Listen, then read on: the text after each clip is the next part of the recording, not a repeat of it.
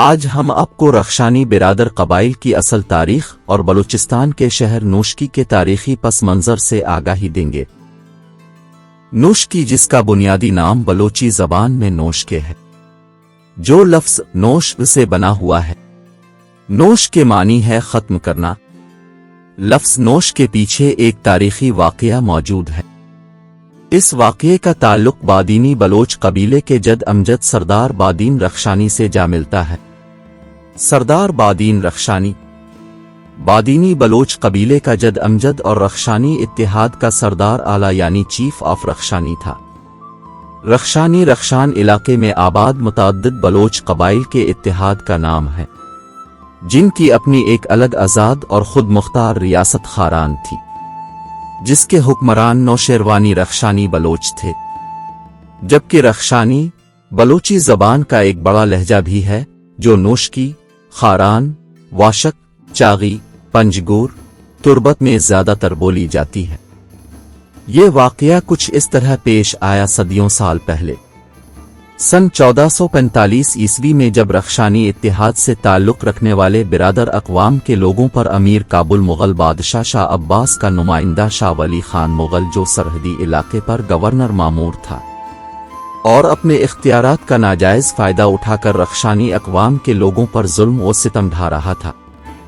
جب اس بات کی خبر رخشانی اقوام کے سپہ سالار چیف آف رخشانی سردار بادین رخشانی بلوچ کو ملی، جو کہ ان دنوں واشک کے علاقے رخشان میں رہائش پذیر تھا، تو سردار بادین رخشانی اپنے قومی بھائیوں کی مدد کرنے نوشکے پہنچا۔ شورا وقت سے منسوب ہونے کی وجہ سے ان دنوں نوشکے کا اپنا کوئی تاریخی نام اور پہچان نہ تھا۔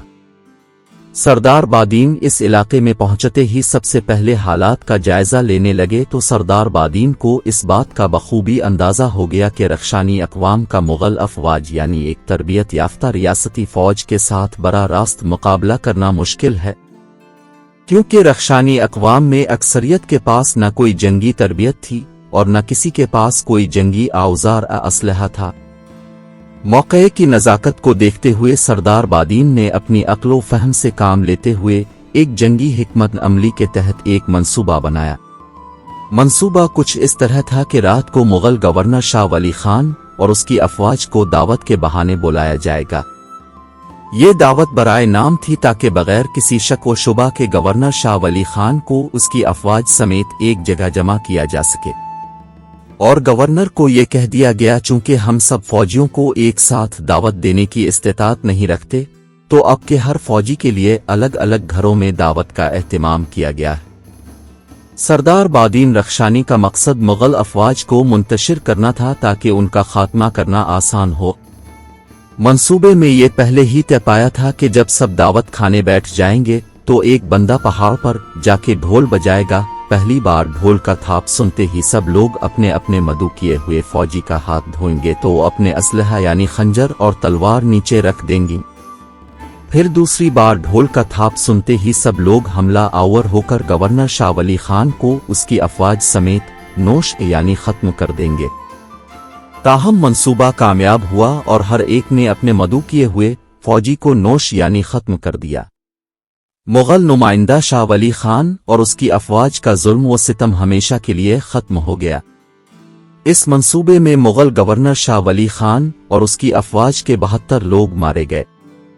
جن کی قبریں آج بھی نوشکے کے ایک مقام نوک جو کہ شاہی مردان کے قبرستان میں موجود ہیں، اور ان فوجیوں میں سے 2 آدمیوں کو جان بوجھ کر زندہ چھوڑ دیا گیا تاکہ وہ اس بات کی خبر امیر کابل شاہ عباس کو دے، اور ان فوجیوں کو زندہ چھوڑنے کا دوسرا مقصد یہ بھی تھا کہ اگر بعد میں امیر کابل کی طرف سے کوئی انتقامی کارروائی ہوئی، امیر کابل نے کسی چشمدید گواہ کا مطالبہ کیا، تو خود اس کے اپنے ہی فوجی اس بات کی گواہی دیں۔ امیر کابل جب تک اپنے نمائندے کے قتل ہونے پر انتقامی کارروائی کرتا، اس سے قبل سردار بادین رخشانی بلوچ خود ایک خنجر اور ایک کفن کے ساتھ امیر کابل شاہ عباس کے دربار میں پہنچ گیا۔ امیر کابل نے زندہ کابل پہنچنے والے فوجیوں کے باتوں پر عمل درآمد کرتے ہوئے یہ فرمان جاری کیا ہوا تھا کہ اپنے گورنر کے قاتل سردار بادین نامی شخص کو زندہ پکڑوا کر گرم تیل میں ابالنے کا فیصلہ کر چکا تھا۔ सरदार बादीन रखशानी ने अमीर काबुल के इस फरमान का सुनकर खुद अमीर काबुल शाह अब्बास के सामने पेश होकर गवर्नर शाह वली खान के जुल्म व सितम का हवाल दिया कि किस तरह अमीर काबुल की लाइल्मी में इसका मामूर करदा गवर्नर शाह वली खान अपने इख्तियारात का नाजायज इस्तेमाल कर रहा था। फिर सरदार बादीन ने अमीर काबुल से अपनी बातों की तस्दीक करने के लिए जिंदा छोड़े जाने वाले इन दो फौजियों से भी पूछने को कहा और अमीर काबुल से कहा, इस्लाम में किसी के कौम वालों के साथ नाहक जुल्म व ज़ियादती की सज़ा मौत है, तो आपके गवर्नर के कारनामे भी कुछ इसी तरह थे। अगर मैंने ठीक किया है तो मुझे जिंदा अपने इलाके जाने दिया जाए, अगर गलत किया है तो मैं अपने साथ अपना कफन और ये खंजर लेके आया हूं। इब्तिदा में अमीर काबुल शाह अब्बास सरदार बादीन और गवाह की बातों से बरहम हो गया और फिर अमीर काबुल ने इस जुल्म व सितम के गुजरे हालात पर अफसोस का इजहार करते हुए सरदार बादीन रखशानी बलोच को ये यकीन दहानी कराई कि आज के बाद मुगल अफवाज इस इलाके नोशके में दाखिल न होगी, बल्कि अमीर काबुल सरदार बादीन की फहम फरासत यानी बगैर किसी लश्कर के फौज को ख़त्म करना और फिर बहादुरी के साथ काबुल दरबार में अकेले आने से इस कदर मुतासिर हुआ कि नोश के इलाका सरदार बादीन रखशानी को इसकी जुर्रत और बहादुरी की वजह से बतौर दस्तार इनाम में दे दिया। जैसे बाद में सरदार बादीन रखशानी ने अपने भाई मीर जमाल दीन रखशानी, जो कि इस मंसूबे में मुकम्मल साथ देने और अफवाज को मार भगाने में भरपूर बहादुरी का मुजाहरा करते हुए अपने भाई सरदार बादीन का साथ दिया था, तो सरदार बादीन ने इलाका नोशके का कुछ हिस्सा अपने भाई मीर जमाल दीन रखशानी को दे दिया। चूंकि यहाँ से सरदार बादीन ने जुल्म व सितम का बीज नोश यानी खत्म किया था, तो इस इलाके का नाम नोश से नोशके रखा। मौजूदा नोशके का नाम रखशानी अक़वाम और सरदार बादीन रखशानी की बहादुरी का निशान है, जिसको आजकल नोशकी के नाम से जाना जाता है। इसी दिन से नोशके के वारिस रखशानी इत्तिहाद के 3 बरदार अक़वाम बादीनी रखशानी, जमाल दीनी रखशानी और मानदाई रखशानी बन गए। बादीनी बलोच कबीले का नाम सरदार बादीन रखशानी से मंसूब बादीनी रखशानी और जमाल दीनी बलोच कबीले का नाम मीर जमाल दीन रखशानी से मंसूब जमाल दीनी रखशानी है। सरदार बादीन रखशानी के 4 बेटे थे। अपनी वफात से पहले ही सरदार बादीन ने अपने सबसे बड़े बेटे कमालान को अपना जानिशीन और अपने नाम पर बनने वाले बादीनी कबीले का सरदार मुकर्रर कर रखा था।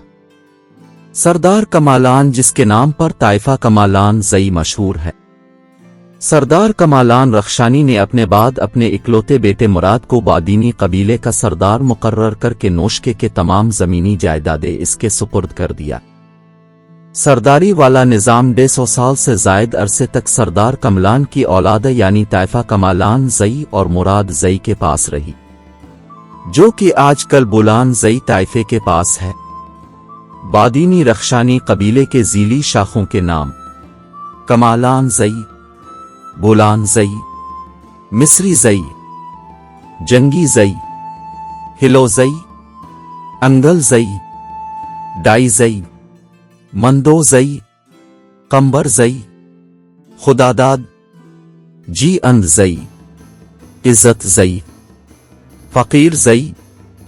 शाह मुराद ज़ई, ज़मान ज़ई, माकुक, दश्त कानी, गोरगेज, हाजी ज़ई, भलगानी, नारोई, दीनार ज़ई,